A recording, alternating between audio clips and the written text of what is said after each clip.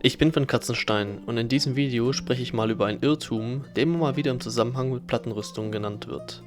Der Ringpanzer unter der Plattenrüstung. Was in diesem Video erstmal wichtig ist, ich spreche hier über Rüstungen aus dem 15. Jahrhundert. Das bedeutet, dass diese Aussagen hier nur für diesen Zeitraum und nicht für spätere oder frühere Rüstungen gelten. Dann fangen wir mal an mit dem Video. Wie bereits bekannt sein sollte, trug ein Ritter oder gerüsteter Knecht im 15. Jahrhundert eine vollständige Plattenrüstung, zumindest wenn er sich das leisten konnte. Die Stahlplatten waren zu dieser Zeit äußerst widerstandsfähig gegen Stiche und Hiebe, weswegen eine gängige Strategie der Angriff auf die Schwachstellen zwischen den einzelnen Platten war.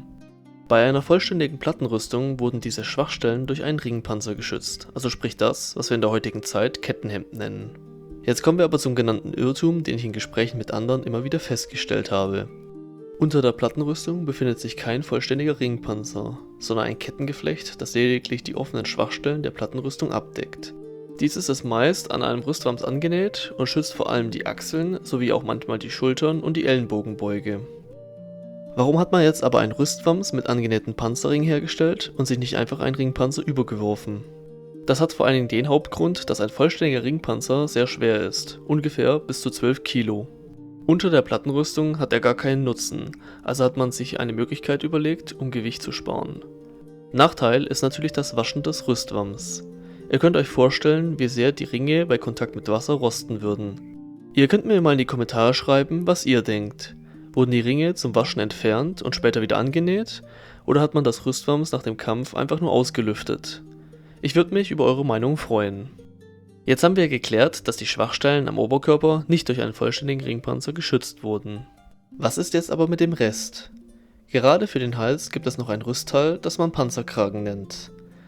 Dieses kann einfach um den Hals gelegt werden und schützt den Träger so vor Stichen und Schnitten.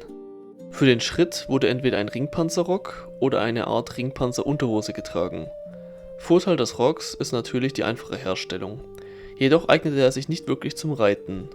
Für die Kniekehlen und die hinteren Oberschenkel war ein Schutz aus Ringpanzern nur äußerst selten und definitiv kein Standard. Vermutlich wurde diese Region meistens nicht geschützt, da ein Angriff auf die hinteren Beine eher selten vorkam und der dortige Schutz äußerst umständlich zu tragen sein würde. Das war's jetzt mit diesem kurzen Video. Ich hoffe, ich konnte wieder über einen Irrtum über das Mittelalter aufklären.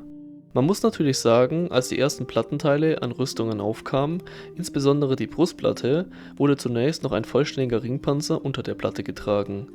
Das hat sich im Verlauf der Jahre dann geändert. Ihr könnt mir ja mal in die Kommentare schreiben, ob ihr diesen Irrtum kanntet.